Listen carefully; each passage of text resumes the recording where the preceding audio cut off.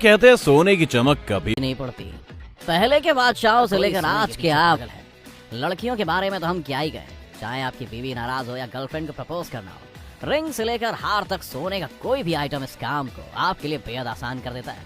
और फिर दिवाली के त्योहार के दौरान तो सोने की अहमियत और भी ज्यादा बढ़ जाती है। अब आपको ये तो पता ही होगा कि सोने से जेवर कैसे बनते हैं, पर एक सवाल तो कभी ना कभी आपके दिमाग में आया ही होगा कि आखिर ये सोना बनता कैसे है। अगर आपको भी नहीं पता तो आज की वीडियो को लास्ट तक देखना है कि आज हम आपको सब बताने वाले हैं। चलिए शुरू करते हैं। सबसे पहले समझते हैं कि सोना आता कहाँ से है, उसके बाद हम देखेंगे कि इसे निकाला कैसे जाता है।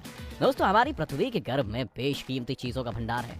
पीने के लिए पानी, सोना, चांदी, तांबा जैसी धातुओं से लेकर पेट्रोलियम तक सब उस गहराई में मौजूद है। अगर सोने की बात करें तो वो एक प्राकृतिक रूप में पैदा होने वाला एलिमेंट है। वैज्ञानिकों के मुताबिक सोना फॉसिल से धरती के अंदर तैयार हुआ था, जबकि कुछ वैज्ञानिकों का यह भी मानना है कि करोड़ों अरबों वर्ष पूर्व पृथ्वी पर मेटियोर्स की बारिश हुई थी, जिसके बाद सभी प्रकार के धातु धरती के अंदर गहराई में समा गए थे। वैज्ञानिकों का कहना है कि रसायन विज्ञान या केमिकल रिएक्शन के जरिए सोने का निर्माण करना संभव नहीं है। अब दोस्तों, आपको तो ये पता चल गया कि सोना हमारी धरती के अंदर से निकलता है, लेकिन ये कैसे पता चलेगा कि धरती के कौन से हिस्से में सोना है? मतलब आपको कैसे पता चलेगा कि आपके घर के नीचे या गार्डन में सोना है या नहीं? चलिए बताते हैं।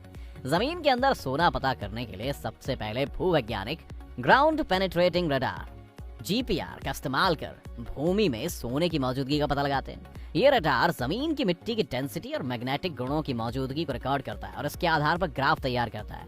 फिर अनुमान लगाता है कि मिट्टी के नीचे कौन कौन से तत्व हो सकते हैं। इसके बाद सटीक जानकारी के लिए जमीन के अंदर ड्रिलिंग कर थोड़ा मलबा बाहर निकाला जाता है और उसका विश्लेषण किया जाता है। इस तरीके से जमीन के नीचे मौजूद धातु की सही जानकारी निकालकर जमीन को खोदना शुरू किया जाता है। चलिए, अब जब सोने का पता चल गया है तो देखते हैं कि इसे निकाला कैसे जाता है। आमतौर पर सोना बिल्कुल शुद्ध रूप में पाया जाता है, हालांकि इसे सिल्वर, कॉपर, जिंक और लेड से भी निकाला जा सकता है। वैसे समुद्री पानी से भी सोना निकाला जा सकता है, लेकिन 1 टन पानी से 1 ग्रेन सोने का लगभग 40वां हिस्सा ही मिलता है। इसे निकालने में खर्चा इतना आ जाता है कि बचता ही कुछ नहीं।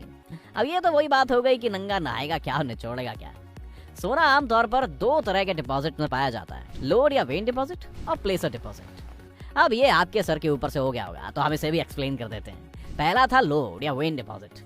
सोना चट्टानों की वेन यानी छोटी दरारों में एक चमकीले पत्थर रूपी दूसरे खनिज के साथ मिक्स होता है, जो आसपास की चट्टानों में विभाजन भर देता है। सोने को आसपास की चट्टानों में ड्रिल या ब्लास्ट करके निकाला जाता है। वहीं लोड यानी बड़ी दरारें जमीन के अंदर काफी गहराई तक जाती हैं। जमीन के अंदर माइनिंग के लिए माइनर्स वेन के साथ खुदाई करते हैं और इसके बाद नुकीले औजार या छोटे विस्फोटकों का इस्तेमाल कर सोने के ओर को चट्टानों से अलग कर देते हैं। अब सोने को इकट्ठा कर रिफाइनिंग के लिए मिल में भेज दिया जाता है।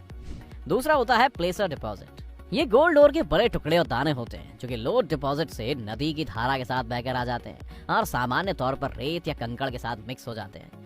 प्लेसर डिपॉजिट को माइन करने के लिए 3 मुख्य तरीकों का इस्तेमाल किया जाता है: हाइड्रोलिक माइनिंग, ड्रेजिंग और पावर शॉवलिंग। इन सभी तरीकों में ग्रेविटी का इस्तेमाल बेसिक छटाई बल के तौर पर किया जाता है।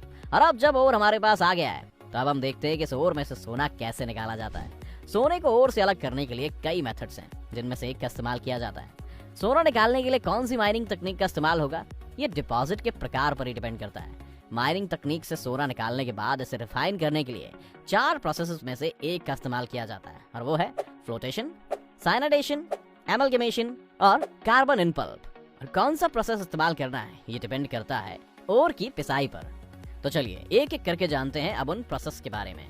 फ्लोटेशन, इस प्रोसेस में सोने को ओर से अलग करने के लिए हवा और कुछ केमिकल्स का इस्तेमाल किया जाता है। इसके बाद ओर को एक खोल में डाला जाता है, जिसमें फ्लोटिंग एजेंट जो पानी में झाग पैदा करता है, एक कलेक्टिंग एजेंट जो सोने के साथ जुड़कर एक ऑयली फिल्म बनाता है जो एयर बबल्स पर चिपकती है, और एक ऑर्गेनिक केमिकल्स का मिश्रण जो कि दूषित पदार्थों को एयर बबल्स के साथ चिपकने से बचाता है। तीनों को डाला जाता है। अब पानी में हवा या गैस मिलाई जाती है और बुलबुले उठना शुरू हो जाते हैं। सोना एयर बबल्स के साथ चिपक जाता है। ये बुलबुले पानी के ऊपर तैरने लगते हैं और सोने को बुलबुलों की लेयर के साथ अलग कर लिया जाता है। साइनाइडेशन, इस प्रोसेस में भी सोने को इम्प्योरिटी से अलग करने के लिए कुछ केमिकल्स का इस्तेमाल किया जाता है। या ओर को साइनाइड के कमजोर घोल वाले टैंक में रख दिया जाता है। इसके बाद जिंक को टैंक में डाला जाता है। जिंक की वजह से केमिकल रिएक्शन होता है और अंत में सोना ओर से अलग हो जाता है। अब सोने को फिल्टर कर साइनाइड घोल से अलग कर लिया जाता है। एमलगमेशन, एमलगमेशन प्रोसेस बिल्कुल साइनाइडेशन प्रोसेस की तरह ही है, लेकिन इसमें इस्तेमाल किए जाने वाले केमिकल्स थोड़े अलग होते हैं। इसमें सबसे पहले ओर को प्लेट्स के ऊपर एक घोल में रखा जाता है, जिसे मरकरी के साथ ढका जाता है। मरकरी सोने को अट्रैक्ट करता है और एक अलॉय बनाता है। अब इस अलॉय को गर्म किया जाता है, जहाँ मरकरी उबलकर गैस में तब्दील हो जाती है और सोना वही रह जाता है। मरकरी को इकट्ठा करके रिसाइकल कर दोबारा इसी प्रक्रिया में इस्तेमाल कर लिया जाता है। कार्बन इन पल्प, इस मेथड में भी साइनाइड का इस्तेमाल होता है, लेकिन यहाँ सोने को अलग करने के लिए जिंक की जगह कार्बन का इस्तेमाल किया जाता है।